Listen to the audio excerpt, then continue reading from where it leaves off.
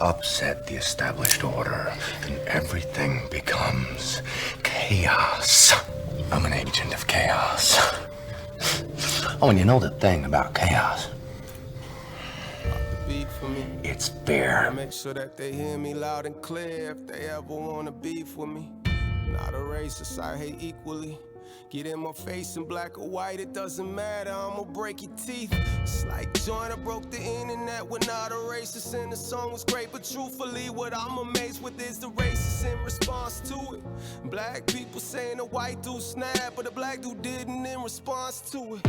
Listen, I'ma make this black and white, get it black and white, skip it, let me get back to writing, and back to writing, I don't mean writing songs, I mean writing wrongs, that's the type of shit I'm on, till my life is gone. I'm a rapper and an activist. Fuck it, I'm a raptivist. Trying to change the world, not just getting y'all to clap the shit. I give a fuck how they react to this, cause that's been a deciding factor. If I did half of this shit, I haven't. Cause the truth is, I've been here for years, you just now see me. Proof big, you can't all thank Nick, cause he now a genie. Cause I wish the motherfucker would and you did. I don't start shit, all I start is movement. Guess I gotta make this shit in black and white. I don't give a shit about who black or white. Racists trying to make it so we can unite. Keep talking fucks, you motherfucker. Nobody panics when things go according to plan. If tomorrow I tell the press that, like, a gangbanger will get shot, or a truckload of soldiers will be blowing up, nobody panics. Because it's all part of the plan. But when I say that one little old mare will die, well, then everyone loses their minds. Let's just start right away by you guys introducing yourselves. You want to start? Yeah, my name is Brandon Caserta. I'm from Detroit, Michigan. I'm just a regular guy who was just so happened to be framed by the FBI for something that I didn't do. Attempted framing. You were found not guilty. Yeah, yes, attempted framing, exactly. So this is in relation to the Gretchen Whitmer kidnapping plot. Yes, yep. And you are, ma'am? I'm Christina. I'm an independent journalist and filmmaker, and I am currently directing and producing the forthcoming documentary about that story called Kidnap and Kill, an FBI Terror Plot, that will tell the truth about the FBI's fabrication of a domestic terror plot to influence the election. Yeah, big story being run far and wide on all the corporate press outlets about a group of men who were plotting to, overthrow the government or something like that. And I believe that the cases are still ongoing, right? There's still people who are awaiting trial. Yeah. Brandon, you were you were acquitted, as well as another individual. Let's start from the beginning. I mean, how does an FBI hoax terror plot begin? How do you get involved in it? Where are we at? Yeah, so, it's kind of interesting because during 2020, we had all those riots and the lockdowns happen. This was something that we haven't really seen happen before, and it was pretty crazy. It was a crazy time. And, people like me were concerned. I train with firearms. I really care about the Second Amendment, and, I'm critical of the government, and I understand, my philosophy and how to express that. And so I was looking for kind of like-minded people to essentially be able to protect ourselves in case a real tyranny came down. And from my experience, I found these groups that would have private property to train on, and you would go and train. So it's just a regular thing, right? People are talking about what they believe in and training with firearms, but little do you know that all the people who are training everyone are feds, right? How many of them were feds? Well, in just our case, the federal case, the 6 guys that went to the first trial, there was at least 12 informants there, and then 3 undercover feds. So, wait, how many people total? You've got 6. Well, 6 were charged federally, and then for those 6 15 people, were feds, right? Or like informant or actual working feds. So the majority of the group. That's just so insane. Yeah. They make a fake group to try and bring people in or something. That's exactly what they did. They made so many fake profiles, militia profiles, like militia 3%, blah blah blah, whatever, and they draw people in and try to organize people from other states and say, hey, we got this property, come train on it, and hey, we got food. It's like a family atmosphere. It's really nothing wrong, so people show up. So this there's all of these people who are being charged. Do you know all of them? No, they were acquaintances of mine. I really got closer to them when I was in jail. awaiting trial than how well I knew him prior to that. You were in for, what was it, 18 months? Yes, 18 months. On fake charges. They made this up. Yes, 100% made up. That's insane. We'll start from the beginning. I have a million and one questions, but let's start with the charges and they arrest you and all that stuff. Like, what happens? Yeah, so how I got arrested was I was literally at work. I ordered lunch from the same place. So I order, my avocado burger with jalapeno and onion on it. And, I'm waiting to go get that. And my supervisor comes up to me. He's like, hey, like the plant manager or whatever wants to talk to you. And I'm assuming that he left already, but I guess not, right? So what happened with that is the FBI showed up, essentially told my supervisor, hey, you got to get him and draw him over here. So he's like, doesn't know what's going on. He's like, oh crap. Like, okay. So he tells me to go in this room. I walk into this like conference room that I had been in before, but the lights were out. Whoa. And yeah, and I walk in and I look around like, what? Next thing you know, the lights flick on. 15 plainclothes FBI agents with baklavas over their face are like, get down on the ground now. Put your hands behind your back. Stop resisting. They just tackle me down to the ground, dude. Whoa, and start digging through my pockets and all this stuff. And I'm literally, I don't know they're from the government. They didn't say FBI or anything. They just attacked me and essentially kidnapped me. Yeah. So when do you find out in this case that they're feds, you're being charged, they're coming after you? So what happened after that is they put me in chains and they walked me up to this very tall, slender man in a black suit with slicked back black hair. And they said, is this the guy? And he said, what's your name? I said, Brandon. He said, that's him. Put him in the back. And I'm like, okay. So they throw me in the back and I realize these guys have these earpieces on and stuff like that. I'm like, oh, okay, these are feds. Yeah. They're still not telling me anything, Did you have an inkling? Like, Yeah, because they really wanted my phone. They really wanted to look at my car and stuff. So I just told them I don't consent to any of this. I don't consent, blah, blah, blah. That's really all I could do. They had me. And then I didn't find out what the charges were exactly until we pulled up to the police station. I was like, oh, okay. Did you have any idea that anything like this could happen? No. The entire time, look, I'm a smart guy. If I'm engaging in certain behaviors, I'm going to understand whether or not I could probably get in trouble for it. Not one time did I ever think that I could get arrested or in trouble for just expressing my beliefs. Me and my buddies wrote a sketch. We never did it. Wrote it years ago. And it goes like this. There's two cops in a van with surveillance equipment, and they're holding the earpiece to their right ear. And then you hear a guy saying something like, all right, get in the van, load the equipment, take it to the bridge. We're going to take all these people down. And they're going like, oh man, this is getting crazy. And then one guy's like, those are the victims. You sure about this? Yep. That's the target. Go now. And they're like, we got to go in and stop these guys. And the cops run out of the van, run to the house, kick the door in, and there's three fat dudes playing Grand Theft Auto. And they're like, Yeah. Because, the general idea is, it's funny because me and my friends were talking about something like this years ago. This is basically what they do. My understanding in your case is they start asking you things. They start sparking up conversations, asking how you feel about things so that you can say something that's not illegal in any way, but they can misconstrue to a jury to make it seem like you had malintent. Yes, exactly. That's exactly what they did. And specifically, they it's like a theatrical thing. Like they record you training in certain instances, and then they pick certain angles of you, like with your firearm, and it makes it look more evil than what's actually happening. And they put these characters together, but they pick their main guys. And usually that person is someone who's kind of like down and out. They might not be the most intelligent person. Yep. And they choose them and try to like groom them and coax them to say the most ridiculous things and put them in a leadership position and say, hey, you're the leader of Michigan, blah, blah, blah, whatever. Like Adam. Yeah. We had talked to the guys from, Paradise Lost. Are you familiar with that?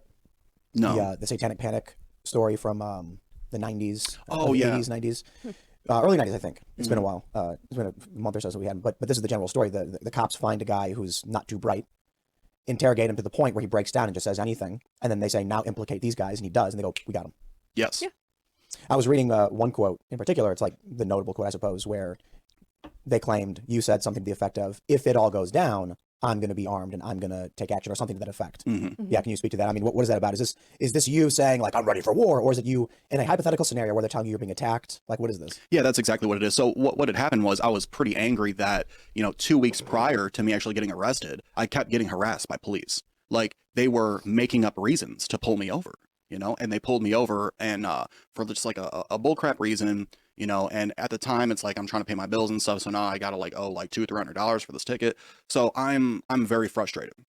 And in my philosophy, if you were to engage in the same behaviors that police do on the road, like why don't you go ahead and try to pull someone over and start rummaging through their stuff and then charge them a bunch of money and see how that goes? They're going to think you're trying to rob them, right? So You are trying to rob them.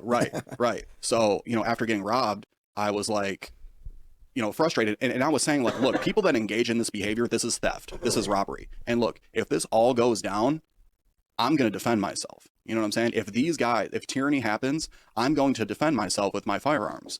And I'm not going to allow anyone to take my rights. So, man, I'm losing my voice now. All of a sudden, I don't know. But we'll try to get through it. You get acquitted. And I want to start there, and then we'll go back and talk a lot more about the trial. But what was that like? I mean, the jury heard the story, and it just was not credible. The evidence didn't back it up. What was the jury like, and how did they ultimately decide you didn't do anything wrong? Yeah, so this jury was very interesting because the entire time, you're trying to gauge expressions of these individuals, and you're trying to figure out, like, when something is said, what was their reaction to it, or if they're on your side. And they were pretty stone-faced. They were pretty good at not showing expression. And I think my attorney, Mike Hills, did a very great job of, showing the truth and showing that, look, my client never agreed to do anything. Whether or not you agree or disagree with my client's statements about police or about the government, frankly, he said, I don't agree with them. But that has nothing to do with the charge. He's being charged for conspiring to kidnap the governor, right? And he says nothing about her. He doesn't go to her house. He doesn't, say, let's get her. He never agrees with anyone to do anything like that. You just have him saying offensive statements and then have him running through a shoot house with a short barrel rifle and then say, well, you should convict this guy because he doesn't like the police. How long was the trial? It was a month. And then I think it was really big news when this came out, because we started getting more and more details that this plot seemed entirely fabricated. Then your acquittal, and I believe Harris was Daniel Harris was also acquitted. Was that similar in his case? I don't know if you know or Christina. It was similar, yeah. Yeah. Daniel didn't agree to kidnap either. In fact, he'd said statements to the contrary, right? He had said things like, we're not black bagging politicians and stuff like that. Like, yeah, so he had said the opposite. There was no agreement on his part for any kind of kidnapping. And with Brandon, one of the other things that happened is they early on pressured Ty Garbin to take a plea deal. And that was like right after you guys got arrested. You guys got arrested October 2020. I think January 2021, he took a plea deal, and his lawyer, his lawyer used to work for the FBI. So that's kind of interesting also. But once they had, they had to have somebody to say that there was a conspiracy, because they couldn't prove it on their own. There's no evidence. There's nothing of these guys on audio, of the thousands of hours of video audio they have of anybody conspiring to kidnap anybody. And then you need to show a criminal enterprise. If you're saying people are conspiring to carry out like this act, show acts in furtherance of that conspiracy. Show where they're like stockpiling ammunition or making large purchases for firearms or whatever. They don't have that. So they have to have somebody take a plea deal and say, yes, this happened. And they pressured another guy, Caleb Franks, into taking a plea right before you guys went to trial, like a month before, and he'd been fighting it prior to that. But yeah, once they have people taking plea deals, they had these guys up on the stand, and they said that you were there one day where you were actually at work, and your lawyer was able to show that. They said that there was this secret meeting that at one of these government-sponsored field training exercises, or FTXs, that they said that a group of them went off somewhere separate from everybody else to have this like private conversation, where there just so happened to be no informant there that could record it, where everything else is being recorded by like 5 or 6 different people. So we just have to take these 2 guys' word for it that took the plea deal. This conversation happened. He says Brandon's there. He's nodding in agreement. Brandon's at work that day. And you were able to prove this? Yeah, absolutely. Did. Wow. Yeah, he pulled up my work record and everything and said, wait a second, this day he was at work right there. So how could he be at this meeting? They're lying. Lying. This sounds like, now, I wanted to make sure we get out the, you were acquitted of all charges. You are innocent. You were innocent the whole time. You were never proven guilty. Like, innocent until they still lock you up for a year and a half. They still run in the press that you were this guy, that you did these things, even though the feds had to have known that was fake. I mean, this guy is giving false statements. If you've got proof you weren't there and he says you were there, these are lies to try and jam you up, to lock you up, to destroy your life. This sounds like the FBI scripted the whole thing in advance. The majority of the people involved are either informants or actual agents. It sounds like they knew what they were doing before it all began, and they said, we need patsies.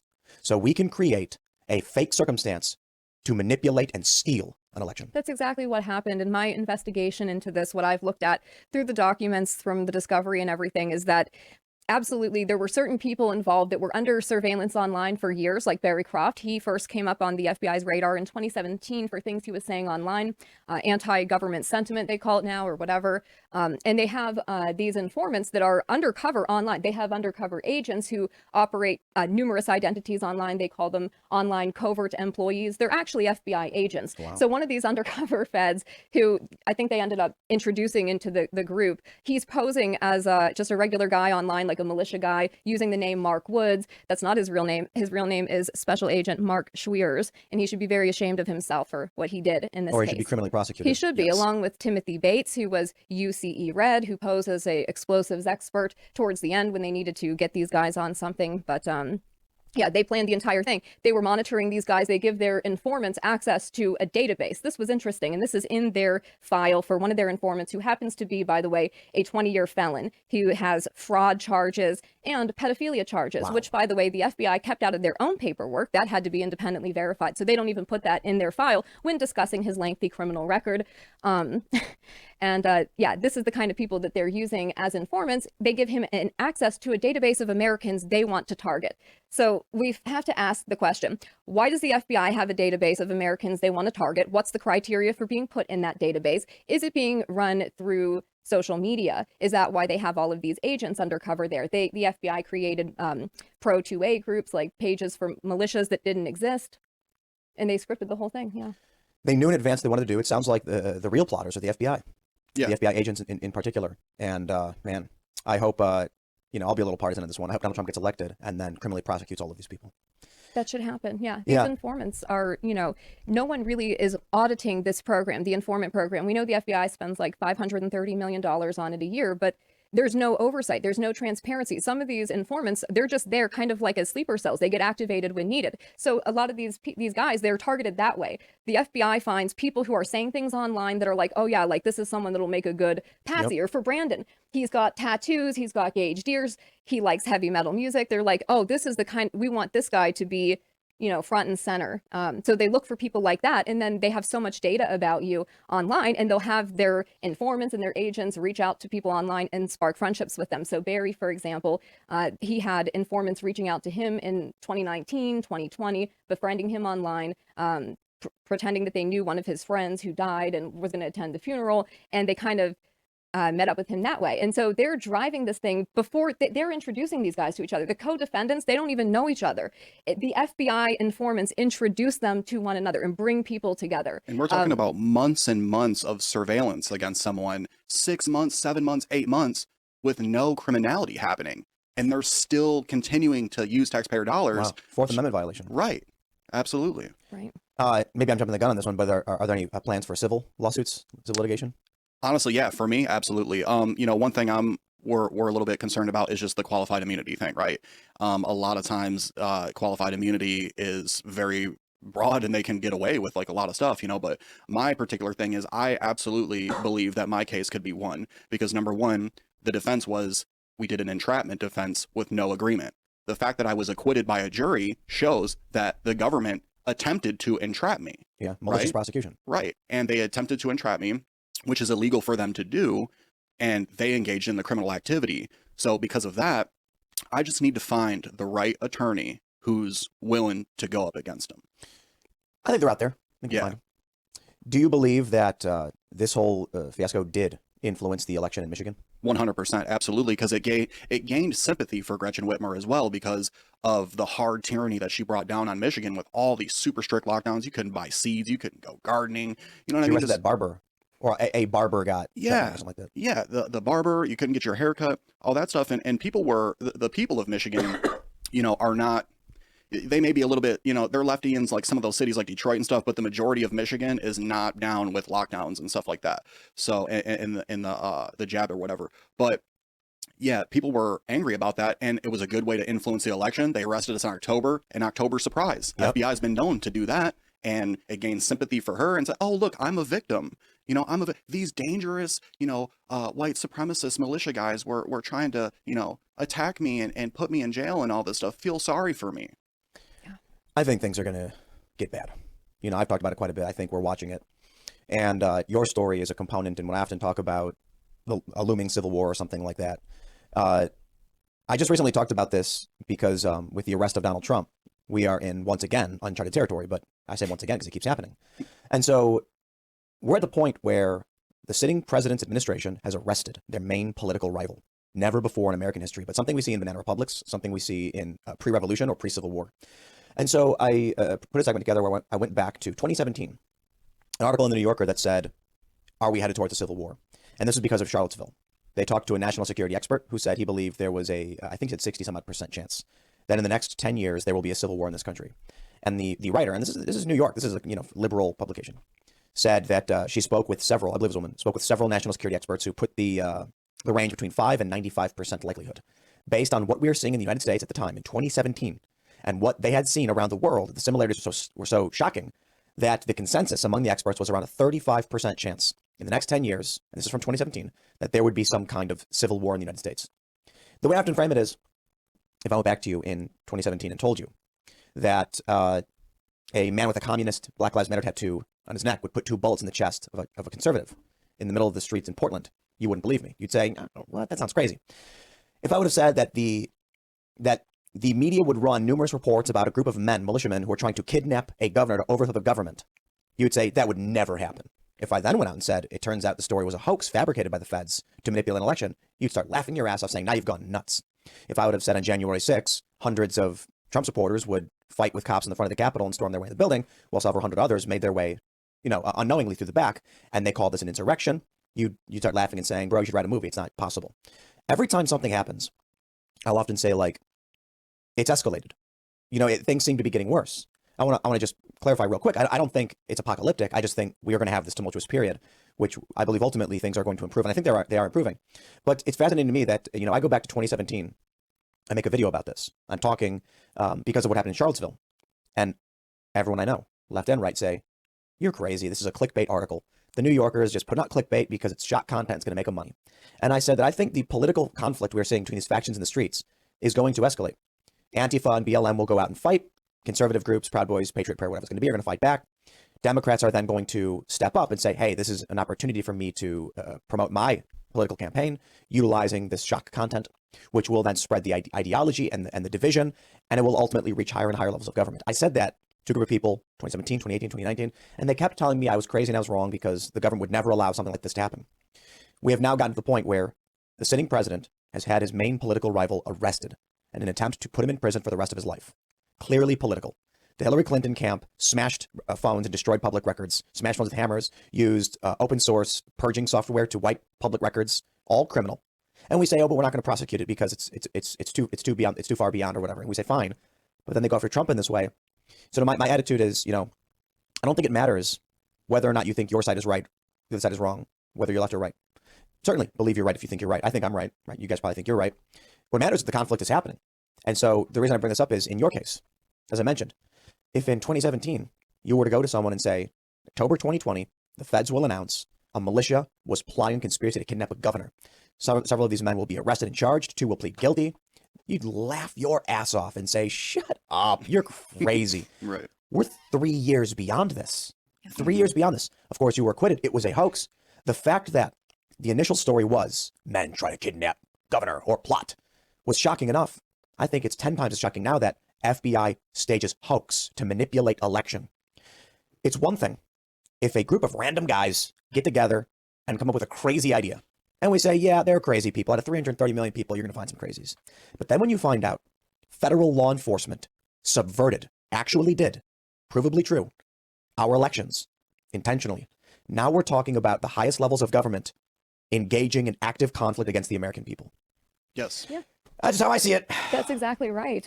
Scary times. You can look throughout the text messages of the agents and their informants where they are saying, like, they're telling people we want to maximize attendance at this event, try to invite this person and that person. So some of the things that they've tried to use to say that this was a real plot, this actually happened, is they talk about the recon of her vacation cottage. They say, oh, these guys went and they drove past her vacation cottage because they actually wanted to do something.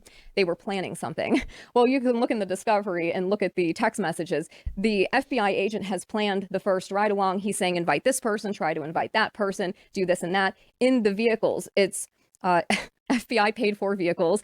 They pick everybody up. They're the ones driving the vehicles. You've got the informant, the main informant, Dan Chappell, driving. Sitting next to him is undercover agent Red, aka Timothy Bates, who says something like, where are we going, fellas, or whatever. And Barry is in the backseat, I think, with Adam. And Barry says destination unknown. He doesn't know where they're going. Wow. But Yeah. this is how they plan these ride-alongs. So Barry was invited to the night recon or ride along to her vacation cottage. Now, Barry's told at one of these field training exercises he's invited to that they're going to be doing land navigation training as part of their militia training. Barry is he's a 40-something-year-old truck driver from Delaware with 3 daughters that he's raising by himself, by the way. He's got a fiance who suffered a traumatic brain injury that he's dealing with. So he's driving around the country, though. He's attending these FTXs because he wants to be able to defend his family if something happens. And yeah, they tell him we're going to be doing land navigation training and night vision training. And then he gets invited. He doesn't know where he's going. The FBI drives these guys by Whitmer's vacation cottage. Prior to that, they've installed a pole cam on her property. A pole cam has like the night vision video, because they want to be able to pick up this vehicle driving down, because they wanted to show this to the jury to say, look, they were casing the place. Well, They actually, really wanted to do actually, real quick, that night that they went on that, they never went by They her didn't house. even go by because, Really? Yes, because the leaders of the group, right? They never had the address. You know who did have the address? The feds did. And guess what? Jason Chambers said, oh, they don't got the address, sent the main informant who was driving the address. Guess what? It was one number off. It was No the wrong way. address. He messed up. So they drove around aimlessly, never even going to her house at This is all. crazy stuff. I know, and I hate to laugh about it, but it's so ludicrous. It is so theatrical and over the top the way that they're doing this stuff. They are scripting a movie. The FBI is literally plotting this out like they're writing a narrative. And they'll cherry pick things to put it together to try to make this over the top thing like, oh yeah, these guys were really going to do something. So they were able to make a reconstruction of that video, by the way, which means the FBI just created like a theatrical video and they let them play that to a jury. Wow. Something And never happened. It never happened. Not only did the first ride along, they didn't even really go in the right place, even though the FBI was the ones driving the vehicle. They do these reconstruction videos and play it to a jury to influence and bias them. We know also that In your jury trial they did? What? They showed the fake video they made? Yeah, absolutely. They showed that. They said this is what they were going to do and how they were going to do it. They had said, Mr. Caserta right here was, an enforcer, right? Like I was going to be like in the vehicle. And when you go on the trial, the defense attorneys are cross-examining these witnesses, and they're like, okay, so they were going to go here and then get a boat and put her on a boat, and then who's going to drive that boat? And then wait, so that doesn't make sense. So you would need a 2-boat system, right? And then you just go on, and it's like there was no plan to do anything at all. But know? they got what, 2 people so far to plead guilty? Yep, that's what they do is they threaten with life in prison to these young 20-year-old guys, and they fold and they take a cop and say, you know what, I'll lie for you in order to get less time. I don't care. Ty Garvin, I think, is already in a halfway house. He'll be out soon. Yeah. The 2 guys who decide to cooperate against me and Daniel Harris and everybody else, they're already out of jail. And Barry and Adam, who are still completely innocent, are serving 16, 20 years for something that the FBI did. And Are you they guys don't- religious? Yes. You are? Yeah. Christian? Orthodox Christian. Are you? I'm not religious, but I believe in creation and God. Yeah, I'm probably in a similar spot. I only bring this up because are you familiar with what the final level of hell is reserved for? No, what is that? Betrayers, traitors, the disloyal. Snitches. Yeah. Yes. I think I fear several things in circumstances like this. The malicious evil of these FBI agents. We're talking about malevolence that most people do not want to believe exists. And then the more so banality of evil in the men who took plea agreements to save themselves, knowing they were lying to do it. The scary thing is that these guys who pleaded guilty, these are guys who, presented with the opportunity from the FBI, said they would rather burn down this country than risk any harm to themselves. And that's a terrifying thought that people like that exist, because we know that evil exists and we know that goodness can stand against it. We know there's a possibility that if we do this right, and come 2024, maybe not Donald Trump, but if we do get real and effective leaders, we might see justice brought to these malevolently evil FBI agents. But when you realize that so many of the people in this world are like those who pleaded guilty and then lied to try and destroy your life, there's a lot of complacence. How about they get promoted? These Yeah. agents get promoted and rewarded for this stuff. And I think that people see that, it's crazy. So you mentioned they're malevolent, they're malicious, these agents. I don't think people really understand that. I want to talk about Richard Trask. Richard Trask was the Bureau's public face for this case. He was the guy that wrote your criminal complaint. He signed off on it. He was at your preliminary hearing, right? Yep. Testified. He was their star agent, right? This man is disgusting. He attends a swingers party in Kalamazoo with his wife. And when they get home, there's an argument about the party, and he tries to kill her. Whoa. You can see the body cam footage. I encourage everybody to watch it. Richard J. Trask, look at his arrest footage. He tries to kill his wife. He bashes her head against the nightstand numerous times. He gets on top of her and he tries to strangle her. There's blood all over the sheets. It's on the body cam footage. You can see it. The police are saying to each other, like, this guy's counterterrorism. He's probably armed. He knows law enforcement tactics. So they're scared. The police are saying, don't turn off any of your cameras or your recordings. He fled the scene intoxicated in her vehicle, by the way. So they're This calling is before or him. after? This is after we're already in jail. I'm already in jail. He's in jail. And This he is does while this. this guy's trying this case. He This is just like June. testified at your preliminary hearing. None of you guys committed any act of violence. They say you conspired to. This is a man, and I will say there's a correlation with domestic violence and law enforcement. There seems to be something there. So Richard Trask, this federal agent, tries to murder his wife, flees the scene intoxicated in her vehicle, and then the police call him and they negotiate him to turn himself in. They meet him at a parking lot. He's in his underpants. He's got blood on his face, blood on his chest, and they open the door and they say, like, you need to get out of the vehicle. He goes, what's this about? Wow. He's covered in blood, acts like he doesn't know what's going on. By the way, They he went arrest to court. him. He went to court after that. He still has his guns. He He still spent has his one night firearms. He's not in the jail. FBI. The FBI fired him. But Wow. yeah, they didn't try to hit him. He didn't Did this get- play a role in your trial? Well, it did, but it didn't, right? I think there were some articles that came out from BuzzFeed about it, so it helped as I far think as. I remember this. But the jury Yeah. didn't get to hear about it. That's what makes me angry the about jury it. didn't get to hear about it, but for me, like spiritually, right? When we're talking about God and we're talking about spirituality and stuff, it was a sign of hope to me. It's like I knew these guys were like that, and if they're doing shit like this and getting caught up, the truth is going to come out and they're going to get exposed. Oh yeah. It's crazy to me, when I think about this stuff. We don't need conflict. We don't want conflict. We don't want violence. Right. All that needed to happen in this case was for these two guys who pleaded guilty. They needed to say, I will not violate my integrity, my honor, by lying for you to hurt someone else. And I guess I don't know for sure, but I'll ask you, would the feds have had any case at all if these two guys did not plead? No. None. And so it's only because these two cowards were willing to lie for the feds to save their own asses that we've come this far. Yeah. And I will say too, the court system they protect themselves from seeing the information. So the lawyers tried to get in exculpatory statements, out of court statements, basically things that were picked up on the wire while they had all these different informants driving these guys around the country to various excursions, FBI sponsored field training exercises, whatever. They're driving them around and sorry, I lost my train of thought. They're driving around these two guys who pleaded guilty, who had lied. I forgot what I was. I'm sorry. What they do is they make up scenarios and they're like, hey, let's do land navigation, right? And you have text messages of the FBI agents texting the informants like, hey, you know what? Let's try land navigation today. Such and such is at work. Why don't you try to hit up this person and that person, see if they're available? We'll pick them up in the vehicle. They're Take them paying out for to everything. eat, do whatever, and say, hey, let's do some land navigation. And then like what they did to Adam Fox's. They pick them up and say they want to go to land navigation, and then they drive hours up north in Michigan, and they just go drive by like the mansion, the vacation mansion or whatever, and then say, And then lie.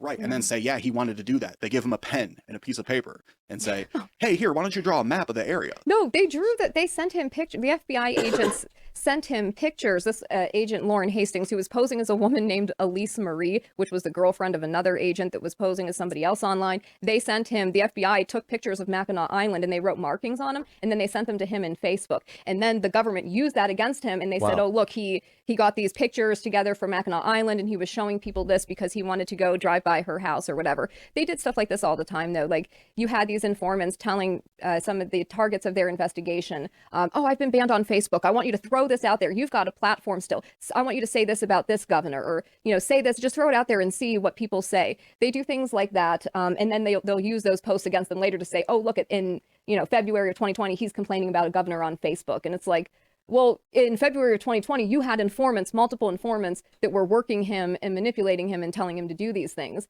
And technically, their investigation doesn't start until March of 2020. Wow. So why are these informants in contact with people before? Have there been any convictions? Yeah, so there's our trial was the main one. 6 of us charged federally. That was the first trial. I was acquitted on that. on my birthday, by the way, Oh, wow. which was absolutely amazing. Best birthday present ever. I mean, you shouldn't have been Crazy. locked up in the first place. Right, right, But hey, yeah. at the time. Yeah. And so me and Dan were acquitted on that one. There was a mistrial for Adam Fox and Barry Croft. Now we have the other two guys that. And then after the mistrial, there's another trial, and they got There's a him. retrial Yes. for Adam and Barry. Yep. And then And they then- had a state case. So what they did was they arrested us 6 guys and then said that essentially it was this whole group, the Wolverine Watchmen, right? And then we were like the leaders and the enforcers. So then, but how they criminally prosecute is something I've never really seen before, because they take one group because they know they don't have a case, right? They got to separate it. So they get one federal case and then they separate, 2 other state cases. And so far, the 3 other guys in the state cases, they all got convicted. Yeah, What so happened with that? Wasn't it that certain evidence wasn't allowed to be admitted? they were charged with providing material support for terrorism, which was like they let somebody use their property for training, or they taught somebody how to tie a tourniquet or whatever, and they're now saying that's like aiding and abetting a terrorist. So what Michigan has very unique anti-terrorism laws that were passed in 2002 in the wake of 9/11 that have enhancements for like aiding and abetting. So if you were like an American citizen and you were like assisting Al-Qaeda, and then an Al-Qaeda terrorist committed an act of terrorism, they're basically saying if you aided and abetted them, you can be charged with the same thing and you'd be punished to the same extent as them. So- So they had this aiding and abetting thing for that they used on these guys for providing material support. They said they were aiding and abetting And a then T case. as soon as they get the plea agreements, they now Right. have the So- legal standard of this proves it. Yeah. Therefore, anybody who gave them anything, that proves that. I remembered what I was trying to say. It's complex, I'm sorry. And it's kind of goofy the way he said they had this thing and then they broke it up. So they broke it up into the federal case and then the 2 state cases. They needed the guys in the federal case, those 2 that took the plea deal, to take the plea deal because they needed those convictions so that in the state cases, you can't provide material support for a T act if it didn't happen and there is no conspiracy. So to get those guys in the state cases, they first had to get you all in the federal case, or at least get somebody to take a plea deal and say there was a conspiracy, and then they can get them for providing material support for that. Yeah, and the 'Cause they- providing material support, what they were claiming it was, Second Amendment protected activity, right? So like you got a group of dudes that like shooting guns, and you say, hey, why don't you come over my property? We'll shoot a little bit. And then if those guys, Yep. 6 months later get arrested by the FBI, say, well, you were providing material support for these guys. You let them on your property. You shot guns with them. Yep. You helped them Yeah. successfully try to implement this plot. They said they were running a terrorist training camp. Right. And it's like, wait, you mean the FBI was? Like these are the FBI sponsored field training exercises. The FBI is running the militia group. The Wolverine Watchmen group that he's talking about. They're a small militia group chat. in Michigan, mostly online. It had like 15 members or something. It's founded in 2019 by 2 guys, Joe Morrison and Pete Musico. And the FBI takes over almost immediately. Their informant becomes a second in command. And then they say all these other guys that were not members of this militia group that just kind of knew these guys. They said that they were members and they put together this map with like 45 people and they tried to say it was a gang. That's the other thing. They have had gang charges for some of the guys that provided material support, the state case. They've given them gang charges. So they're now trying to basically say militias are violent gangs because law enforcement can create task forces to go after gangs and they can work with the feds for that. So I thought that was a very interesting aspect of this. They want to talk about providing material support, right? But what did the feds do? The entire time, the feds are giving their informants these gigantic credit cards and telling everyone, hey, why don't you go buy a 50 cal rifle? Or, hey, why don't you go buy like a bunch of ammunition and a bunch of gear? And people are like, no, I'm good. I'll just use my own money. Yeah. So no one ever even took the bait on that. Okay, yeah, the credit cards was for a charity that the informant that was a pedo was running called Race to Unite Races, and he had these credit cards. They were like $5,000 credit cards, or that's what these guys were being told, and they were kind of shoving that towards them at the end because they wanted to wrap this up before the election, but nobody had done anything. And in their text messages, the FBI agents are saying to each other and the informants in like May of 2020, these guys have no plan, they're wasting my time. In September of 2020, the FBI admits that there's no plan, and that's why they have to introduce the undercover agent Red to pose as an explosives expert to try to get these guys to put down a down payment for like a C4 or something, some kind of explosive that could take out a bridge or whatever. Nobody gave this guy money for the explosives, but this is like what they're doing, the FBI, to try to fabricate this and make it look like there was something so they could arrest these guys right before the election. Wow. I wonder, I can only assume more things like this are still happening.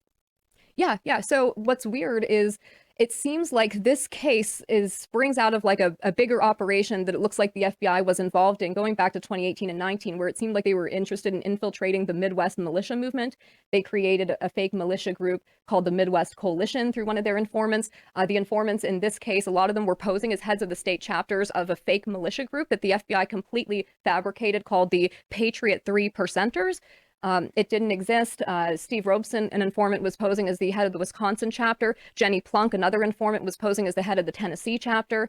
They inducted Adam Fox, who the government called the ringleader of this, the homeless man living in the basement of the vac shack that had no running water. They inducted him to make him the head of the Michigan chapter of, again, a fake militia group. So, man, thinking about all this, plus, we're now entering this new election cycle. Things starting to ramp up already. My concern is where this country goes. If we've seen that there are criminal elements of the federal government that are never held accountable, are willing to engage in the most vile and maliciously evil behavior to win power, I can only imagine what's going to happen 2024 with the depravity of these individuals. And there's a lot of concerns about the 2020 election. Donald Trump obviously says that it was stolen from him and all those things. What I see there is the manipulation of state level government for things like universal mail-in voting. But what we see with this story, with your story, is direct, I'll put it this way. I don't think they care if you got convicted or not. I really don't think so. I don't think they care if any of them did. They did need at least one plea agreement, one so they could start the whole thing. But I think the only thing they really cared about was getting the October surprise. After that, operation complete. Right. How well did the PSYOP work? I'd imagine as soon as they got the AP to report the arrest, they popped the champagne, dropped a mission accomplished, and said, all right. Well, they did too, because one of the lead FBI guys for the Detroit field office, Anthony and Stephen Duantano, he was immediately promoted to the Washington D.C. field office, he wound up overseeing the January 6th stuff, and he oversaw my case and situation. I have to talk about that real quick, if you don't mind. So one of the aspects of his case is that during the lockdowns in 2020, there were anti-lockdown rallies in Lansing, in Michigan, and it was everybody showed up for this, left, right, whatever. People didn't want the state lockdown. They wanted to make money. So they showed up to this protest. The watchmen are there, some of them, and the informants, the informant Big Dan's wearing his wire. He's with the group. The FBI has agents stationed all around the Capitol at Lansing while this lockdown protest is happening. They've got agents listening in, watching it in real time. This guy, the informant Dan, says on his wire, these guys, I think they're getting ready to do something. And all they were doing was standing there. They had their guns on and like their plate carriers, and they're looking scary, at this rally. But there's tons of people there. So the FBI, listening in to their informant, calls the Lansing Capitol Police and tells them, we want you to stand down, open the doors, and let everybody in. Whoa, this was April 30th, 2020. Look it up. You'll see pictures of the Wolverine a trial Watchmen balloon for in there. January 6th. Right, Michigan So State this Capitol. was the trial run for January 6th, all oversaw by the Detroit field office. So they say, open the doors, let everybody in. Now, the guys in the Wolverine Watchmen that are there that day, they stand in line peacefully. They go through COVID screening. They go inside, they occupy the building for like 4 hours, and then they leave peacefully. But the media the next day runs with the pictures of these guys in there and the narrative of like right-wing, white supremacist militia groups storming capitals. And so the gentleman who was overseeing the Detroit field office at that time, Special Agent Stephen Duantano, he is promoted 1 week after you guys get arrested, October 7th, 2020. He's promoted October 13th, 2020 by Christopher Wray himself to be the assistant director of the Washington, D.C. field office. And he is there. He's working that day on January 6th, overseeing another incidental storming of the Capitol that we now know had FBI informants present in groups like the Oath Keepers, the Proud Boys, and just there in general. We now know there were undercover Metropolitan Police Department people. They're on camera telling people they're dressed like Trump voters. They're on camera telling people, move forward, move forward. We know that now. Questions about Ray Epps? Yes. So Duantano is overseeing all of this on January 6th. He then retires right before Republicans take over, and they have the weaponization committee, and they start looking into this stuff. Conveniently, Duantano is retired. He now works for a consulting firm, but he's now being celebrated by Republicans because he said the obvious about the Mar-a-Lago raid. He said it was politically motivated. Well, sir, what has everything you've done the past 5 years been politically motivated? Yeah, maybe he's hedging his bets in case Donald Trump gets elected. I think that's exactly what he's doing. And the Republicans on the weaponization committee, they had this guy there. They got him to answer questions about the pipe bomber on January 6th in the Mar-a-Lago raid. They don't ask him anything about anything else related to January 6th. They don't ask him about the Whitmer case. It's amazing to me. So I would suggest they need to bring him back in and ask him questions. Maybe we're just looking at a whole lot of controlled opposition Yeah, exactly. Another interesting aspect of this is one of the lead handling agents on the case, Heinrich Impala. He was accused of perjury by a U.S. attorney, a former attorney, Brian P. Lennon, in committing perjury in a prior case involving informants. He was basically accused of gross misconduct by a U.S. attorney who, for whatever reason, felt like his conduct was bad enough that he needed to alert Duantuono in February of 2020, warning, saying this guy, this agent needs to be, he recommended he be turned over to the FBI's OPR, Internal Affairs Division, for an investigation. He sends that letter to Duantuono and to Stuart Platt, the assistant director of the FBI, warning them about this agent. This is February 2020. 1 month later, he's a lead handling agent in the Whitmer case. So it's like he also got promoted. They were warned about him. They knew. As far as I know, there's been no investigation into that. It's amazing. They're now criminally charging the former president federally. They indicted him in New York. They indicted him in federal court in Miami, arrested and arraigned, and now Georgia's planning to do the same thing. It feels like this country is on the verge of imploding. It feels like they Yeah. want that to happen, though. I think they're trying to instigate that. Yeah, and if we remember back then too, they tried to say that we were Trump's henchmen at first. They were trying to say that we were working for Trump and Trump hired us to go get Gretchen, because if we remember back then, Trump and Gretchen had that beef where, Trump was calling her out or not giving her enough money or something like that.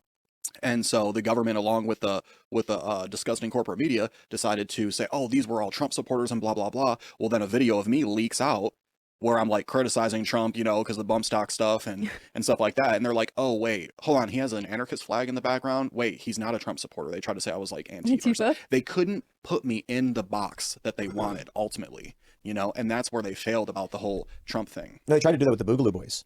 Yes. So the only problem is you have a video of Boogaloo Boys shaking hands with Antifa.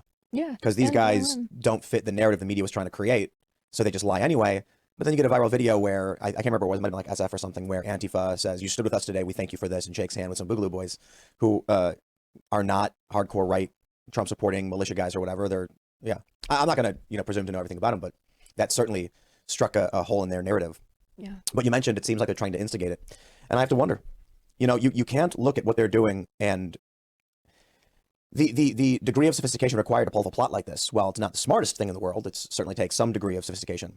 And I feel like anybody who understands, 1 + 1 = 2 in this circumstance knows everything they're doing leads to social destabilization. So perhaps this criminal element in the federal government is trying to destroy this country. Sedition, the real seditious conspiracy. Yeah. I mean, the things they accused Trump of, they were all false. The protection of Joe Biden after the Burisma scandal, Joe Biden admitted on camera to threatening to illegally withhold loan guarantees, and no action is taken. When Donald Trump says, let's look into this, they impeach him for it. So I wonder if, the degree to which this nation is captured is intense. I wonder if these criminal elements, if they're trying to destroy or destabilize the country, or if they're so desperate to stop Donald Trump that they're getting sloppy.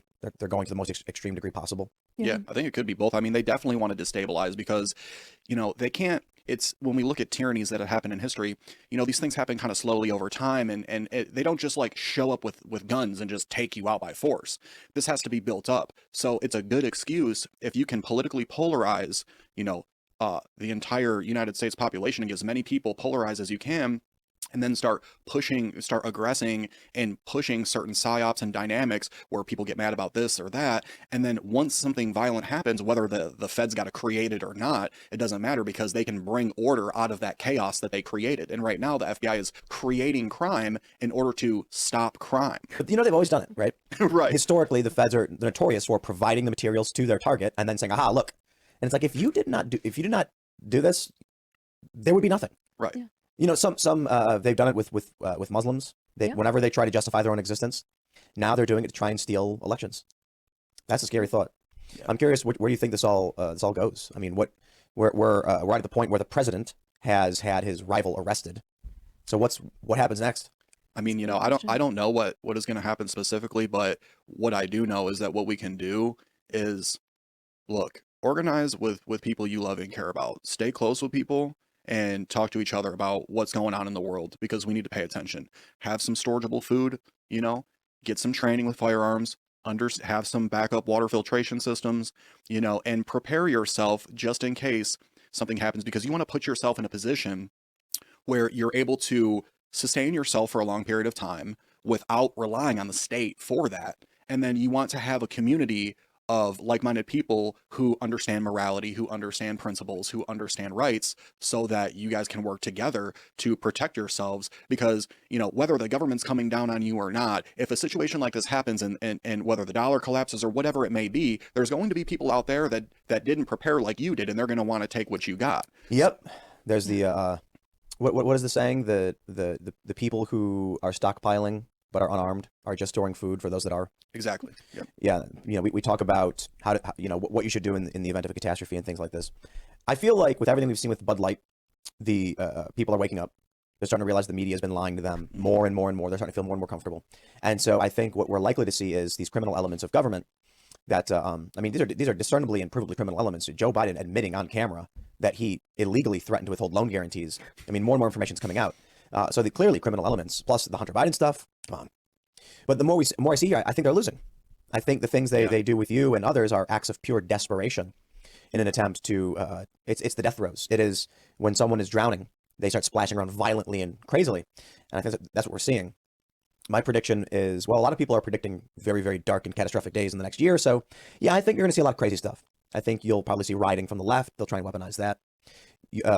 But I ultimately think regular people, we're getting to that point where it's like that scene in V for Vendetta where the cop shoots a little girl. And then finally the people it shows them all angrily walking up to the cop, and then you can only assume what happens next. But that point where the authority of the officer who's committed the crime no longer matters, and people are now standing up for their communities. What I mean to say in that regard is it's going to come a point where the media puts out another lie, and then people just say, off, I don't believe it. Right. They're going to try and sway people, manipulate people, and people are not going to be buying into it. They're going to say, I don't want to be involved in that. I think it really might come down to Bud Light as this major catalyst. It's funny how we can go from like the FBI hoax terror plot to people don't want to buy beer.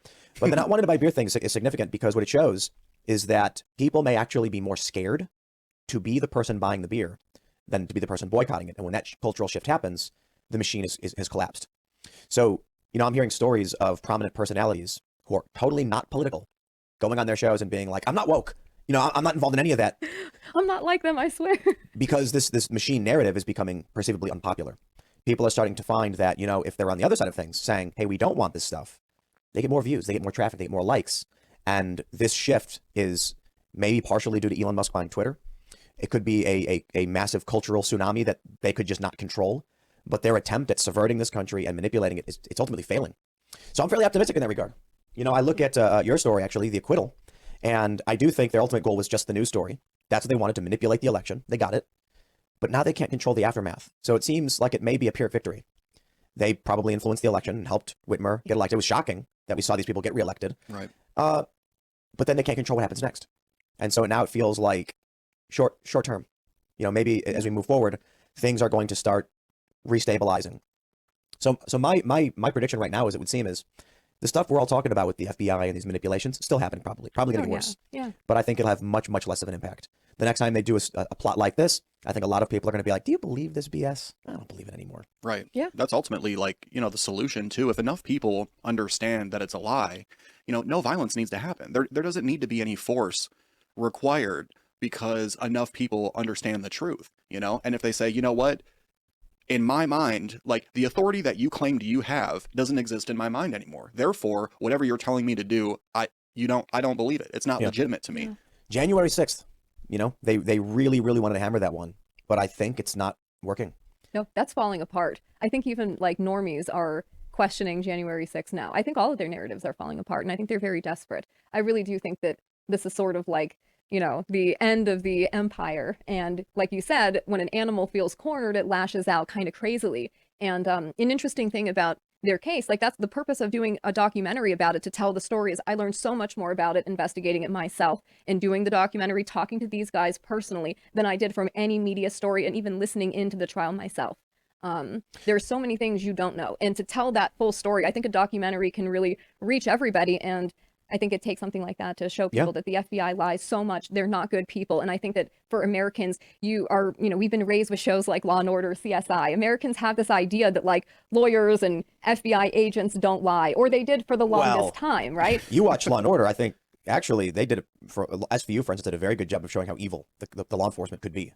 That's true. That's true. But I think there's this sort of like Americans think that if a grand jury returns an indictment, there must be something there, right? If a prosecutor says something, they must be telling the truth. They don't think that these lawyers or prosecutors, U.S. attorneys lie, that there's still this sort of, authority and prestige that comes with that. That's why they have such a high conviction rate. They have like a 99.8% conviction rate, that guys like this, when they're being framed, are up against the world's most powerful government. Unlimited resources.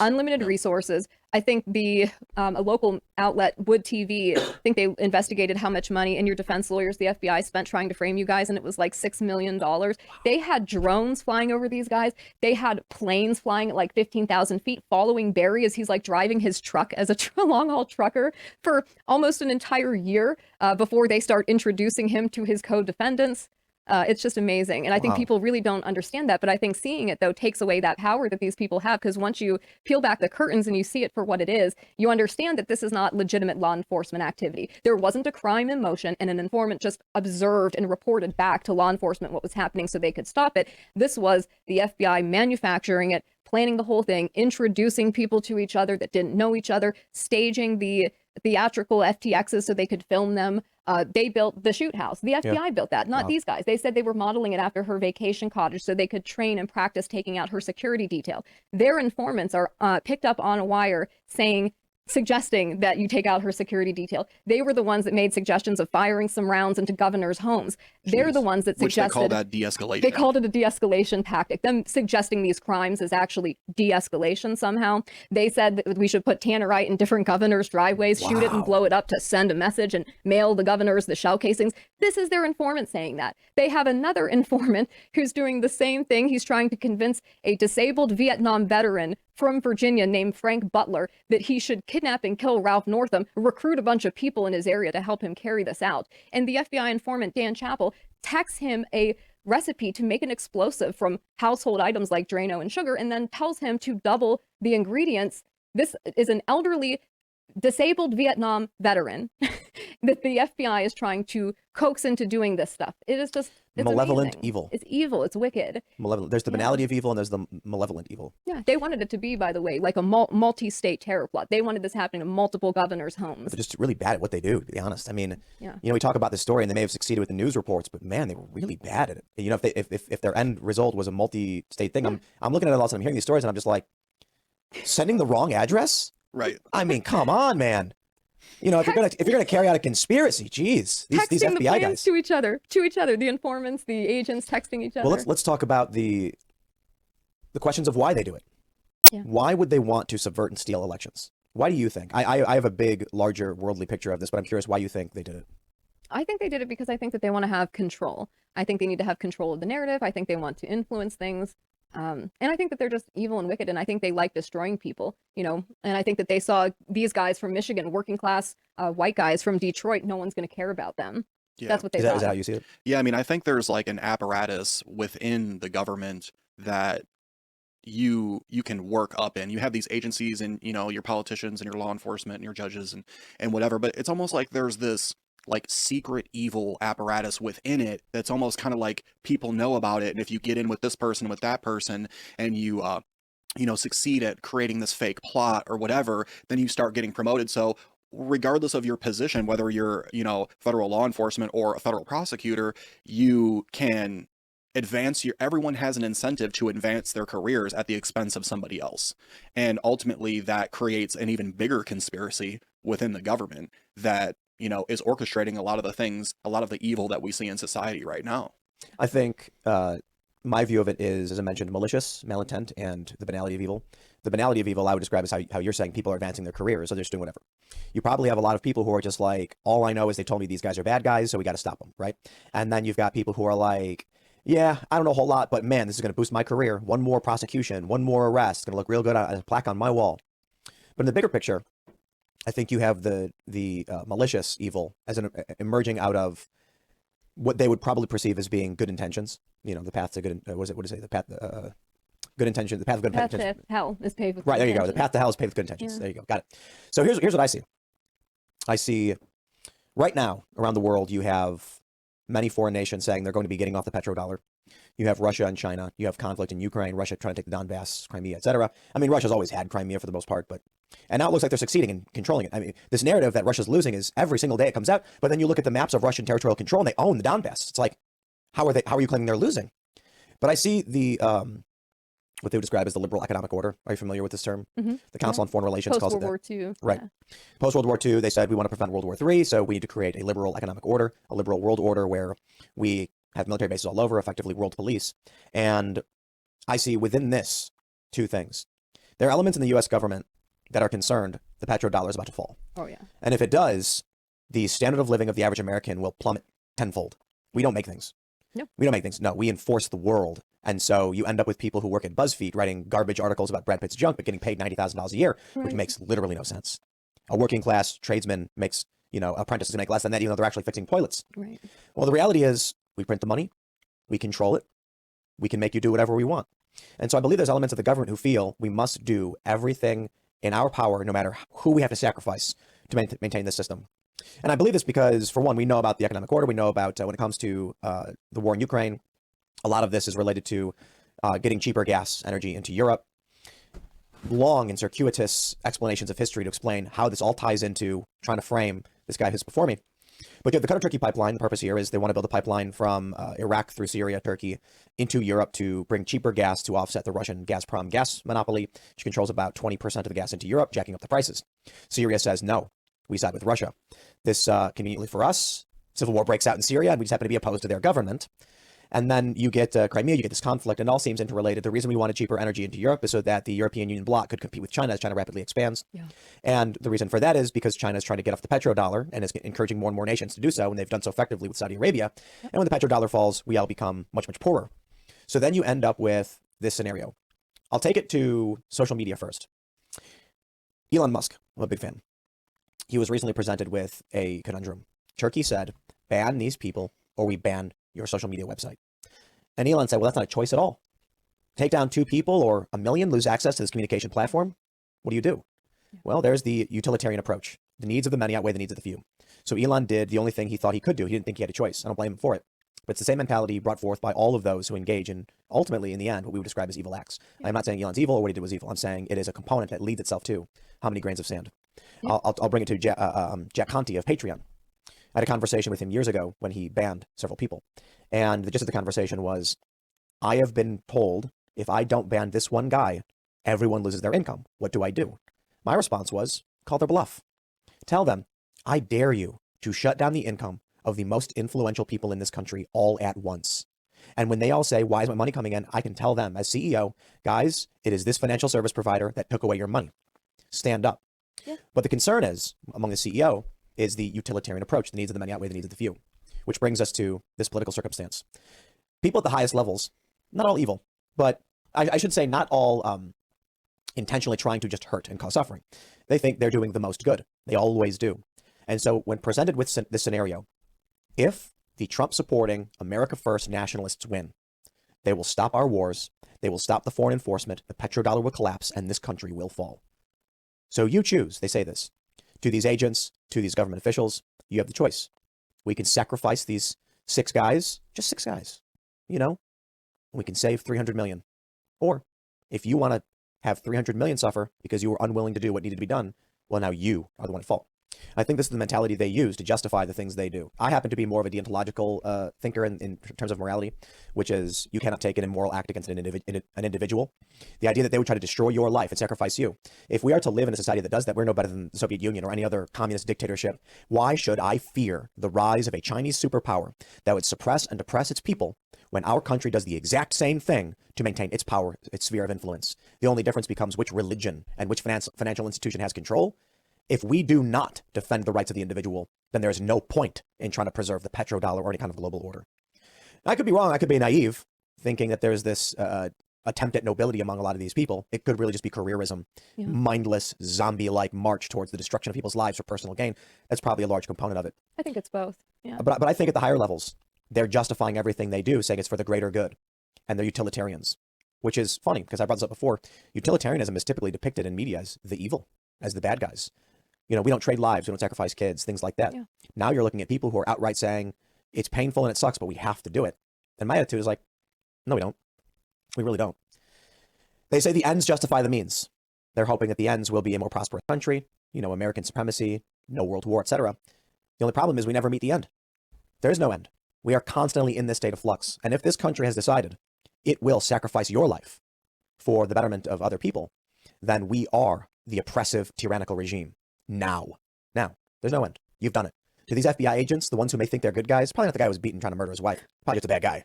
But there are agents who think, and they might cry themselves to sleep at night saying, I'm doing bad things, but I know it's for the greater good. No, you're not. You've literally just created the empire. You have created the tyrannical regime that you think you're fighting against. You are it. It is now. Right. We're in Right.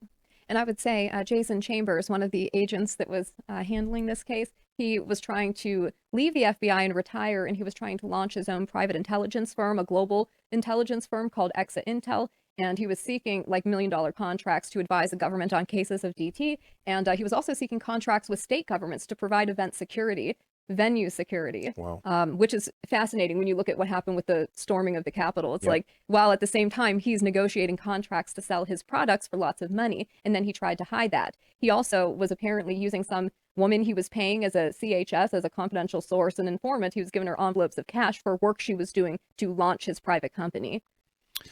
So I think that there's both, right? Yeah. I think Definitely. some of them have their own reasons for doing things. It's like money, he Yeah. wanted to make a lot of money. Right. But I also think that some of these agents are young, they're naive, they don't know better. And I think that a lot of the younger agents are trained now to see people in this way. So a lot of the things from the global war on terror, it seems like they're moving that and shifting it to a domestic war on terror and taking all of those excesses, turning it inward now, because those wars are kind of over for the most part. Yeah. So now it's like, do we really want to see things like extraordinary rendition, enhanced interrogation? Like, we want to see that happening to Americans? You could argue it is at DC Gulag and things like that for the January 6ers. Yep. Yeah, and something with Jason Chambers as well. With Exa Intel, these people are they are filled with evil, because if you look at the symbolism of his company, you know how they say, like, certain corporations and stuff, they have these occult symbols that represent their company or whatever. And Jason Chambers' company Exa Intel had this, very weird pyramid with an eye in the center, and then had some Latin around it that essentially means like the devil knows, like the devil or the one who knows all. It was like a Latin Like the saying. all-seeing eye. Right, exactly. Back of the dollar. Right, and it's like very evil, and it's like, wait a second, and this guy's trying to make millions of dollars, putting people in cages. Yeah, we talk a lot about AI, and I think we should all fear a world in which the individual is treated like a single cell in a multicellular organism. It's just interesting thought. We were talking about this, I think this was last week, and with AI, with decentralization of powers, imagine a world in which when you're born, you're told your job is going to be a warehouse administrator. You're 3 years old or whatever, and you can never do anything else, ever. The AI has deemed it so. The machine has deemed it so. And if you deviate, they come and they just remove you, like any cancer in the body. Individual cells that are crawling all over the place, little bacteria, whatever, are independent individuals, and they can live about their little bacteria lives. Within our bodies is, what do we have, like billions, trillions of cells or whatever. And they all have a specific function. If they deviate from that function, they get destroyed. You can understand why that makes it, why it's good for our bodies that we destroy cancerous cells that deviate and start doing who knows what, making weird ass crap. But think about what that means in the macro sense. If a society starts treating people that way, your job is to be this, that's it, it's all you can ever be. And if you deviate from it, we will destroy you. I think that's where we're going. Yeah. That's what AI will create. That's what our government is creating, whether they want to or not. That's certainly what's happening. And we're at the point now where you have your purpose, and if you deviate, we destroy you. Yeah. You get minimal freedoms outside of that. And look, in the long run, they say you'll be happy and you'll own nothing. Yeah, you'll be happy and know nothing. And I think it's crazy how fast these technological advances are happening. It gives me nightmares to think about the kind of pre-crime society, because I think we're already moving into that, right? There's not really like a lot of legal precedent about things like AI and how data analytics are used. And, we know there's companies like Cambridge Analytica and others, SCL, that have 5,000 to 8,000 unique data points on each voter. They know more about you than you know about yourself. And then they have the ability to kind of curate your news feed and nudge you. We know that. I think so are you familiar with the concept of the singularity? Mm-hmm. It's like the technological singularity, everything comes together and AI takes over and stuff like that. But I think AI has the potential in a very short amount of time, or potentially even now, because we don't know what military tech or Black Ops has been working on. I think it can predict the past and the future. And when I say the past is, Norman Macdonald had this really funny line where he was like, I was reading about history and the good guys won every war. What are the odds? It's brilliant. But when we look back at history, we can only take the word of the historians who wrote about it. I think with AI, we can accurately map out all the time. And I mean it. with the future, it's all, the further we move away from the present, it becomes more probabilistic in that 20% likelihood, 10% likelihood. But I think it'll get more and more certain in that, you know, I was at the rock shop. They have this mall out here where they sell rocks. It's a really cool place. And there's like this piece of a rock. I don't remember what the rock was called. And I said, imagine there is a jigsaw puzzle on a table, and there's one piece missing from that puzzle. We as humans can look at the puzzle, see the hole, and then go, oh, and put it right in that spot. When we look at that rock, we see the rock. It's been carved from a mountain or something. We can't see the jigsaw puzzle. It's too big. But the AI can. The AI has access to all of our data, all of our scientific instruments. It knows exactly where that rock probably came from and where it fits in. And then it can probably calculate over time how everything moved, where that rock came from 1,000 years ago. It's all being calculated. So what I see with that, you mentioned pre-crime, people need to understand that we're already there. We are already at the point where, it was a few years ago we talked about this, Facebook knows when you poop. It's a funny way to explain it. People laugh when I say it, but they do. Facebook can tell, because of all the data they've tracked from all of you, from every single person, what you will do next. So we don't notice these things because, like I mentioned, we can't see the full jigsaw puzzle. But Facebook is tracking 1 billion people. Exactly. And what does it notice? An anomaly in the data. Every single human does this one weird thing 40 minutes before ordering lunch. Or they find that 72% of the time, a person will walk a certain amount of distance before they order lunch. Now they can predict whether or not you will order lunch, and they can sell you an ad. Now, you do something that's seemingly innocuous, like you go to the bathroom, right? Or no, let's say this. The simple way to explain it, you're sitting at your desk at work for an hour, then you get up and you move 10 meters and go back to your desk. Instantly, the algorithm knows this correlates very heavily with an order for lunch. And it could be very simple because if someone's sitting at their desk and they get up, they're probably going to order lunch or talk to a friend and ask them what they want. That's obvious to us when explained, but there could be something seemingly so nonsensical, like a person who checks their phone has a 17% chance of then drinking a glass of water. And you're like, huh? How does that, like, where does that come in? But the AI can see the whole picture. And if they can tell when you're going to go to the bathroom, they can tell when you're going to commit a crime. Yeah. That's where we're headed. And then they can nudge you into doing it, or they can try. They can then, if they know what behaviors correlate with other behaviors, they can start nudging you. So you could theoretically, with the AI, with algorithms, with social media, take someone who is, you know, like you, for instance, just some like working class dude, and then within 3 months, have you actually involved in something more serious. They can manipulate people into becoming and doing these things. That's what I see as getting really, really scary. It's not just pre-crime and predicting it, it's controlling the whole thing. I think that's where we're going. It's going to get out of control, and then we could be in it right now and not even realize it. Yeah, that's right. You could be interacting with people that you think are your friends on Facebook, and they could be undercover covert employees working for the FBI. Or AI. Or AI. It Right. could be both. The feds might implement, why have actual people do it when you can have AI chatbots that just know exactly what needs to be said and when to make someone inch in a certain direction. Yeah. Yeah, they That's can the set up reality. all the groups and add everyone and try to put them all together. It's Well, let's crazy. wind it back down now, I suppose. What are you doing? What's next? Well, I definitely want to find an attorney to, you know, get some justice for these guys, for these agents who tried to frame me. Accountability. Yeah. Right now, you know, honestly, I'm still putting the pieces back together. I mean, when they arrested me, they destroyed my entire life. They destroyed my car, my apartment. You know, there's like a bunch of that going on with that. You know, the apartment wants to like sue me for the damages they did. Because, you know, when they came in, they ripped everything open and busted everything up. You know, it's been very difficult to, you know, find employment and maintain employment. A weird situation just happened with a really good job that I have when I tried to transfer. I think they didn't realize who I was until the transfer took place. So they did like an okie dokie on me. It was like, oh yeah, you can come down here and work at this facility. And I go down there and then boom, they don't want me anymore. So, you know, now I'm in a stuck position where I'm like driving and you know, I'm getting by, I'm doing what I need to do, but it's very rough because a lot of times when you're putting in these applications, you know, they run your background check. Yeah, I don't have a criminal history or whatever, but they can see like who I am. And that makes it a lot more difficult to get quality employment, you know? Yeah. So that's kind of but you know, the great thing is I got all my guns back, everything that they took. They were so mad about that. They had Yeah. 3 pages of stuff they seized from this man. That Oh yeah, they wanted took my food, they took all my seeds, my water filtration stuff, everything. And me and my attorney went back and met up with the agent that was attached to me. They attach agents to everyone to monitor them online and everything. And he had to give me all my stuff back, and he was sick about it. The only reason to be sick about it is if he was evil. Right, and he is very evil. He lied on the stand against me. They went all the way back in my they brought up stuff in court of like conversations I had with someone about the Second Amendment and what it means.